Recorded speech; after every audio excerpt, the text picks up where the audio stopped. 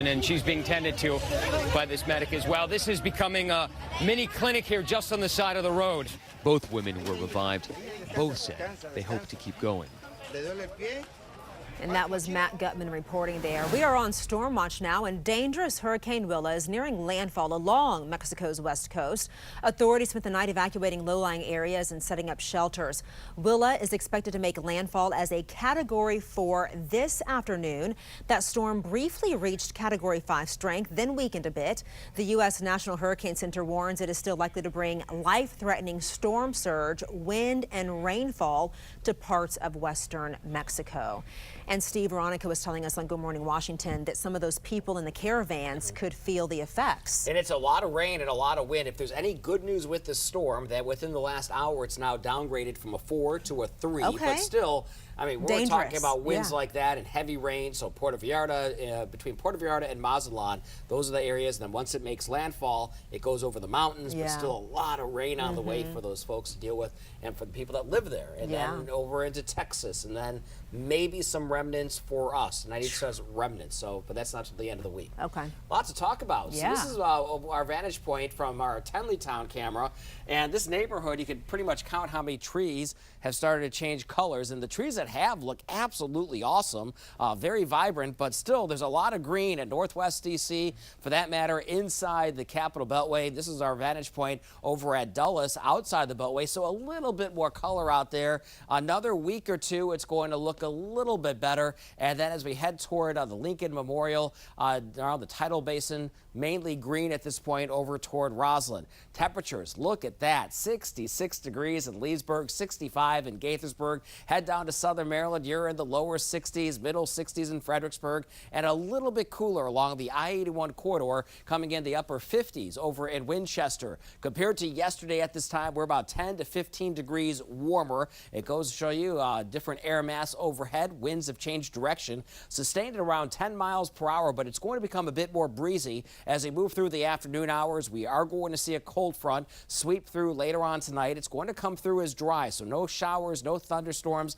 nothing like that. And for today, it stays dry. Looking at sunshine, so grab your sunglasses, you head out the door, grabbing a bite to eat. Temperatures will be in the middle 60s, upper 60s, some locations closer to 70 degrees, moving toward that 3 o'clock, 4 o'clock hour. Dining out tonight, looking good. Temperatures will be in the 60s, at least to start. We will see breezy conditions 8, 9, 10 o'clock tonight. That sunset time is 6:23. Once the sun goes down, we'll be through the overnight hours into early tomorrow morning. Temperatures fall into the upper 40s for the district. Arlington and Alexandria will be colder off to the west of us. Upper 30s in Luray and Winchester, lower 40s in Hagerstown. And tomorrow, a much cooler day by about 10 to 15 degrees.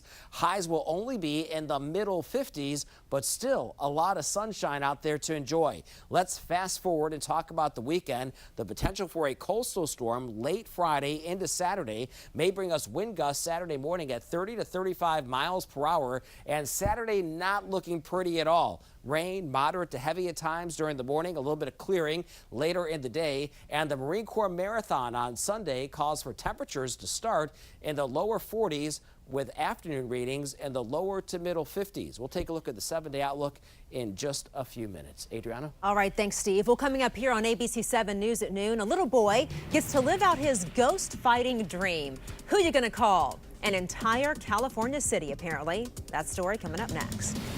Barbara Comstock might as well be Barbara Trumpstock. Donald Trump is against expanding Medicaid in Virginia, against protections for pre-existing conditions, and he sabotaged the healthcare market, hiking insurance rates up to 64% in Virginia. Barbara Trumpstock agrees, voting with Trump 98% of the time. Jennifer Wexton believes healthcare is a right and successfully fought to expand Medicaid in Virginia. I'm Jennifer Wexton, and I approve this message because change is coming. Call the Mike Slocum Law Firm on the Hurt Line right now. Montgomery County is home to 3 generations of Elriches.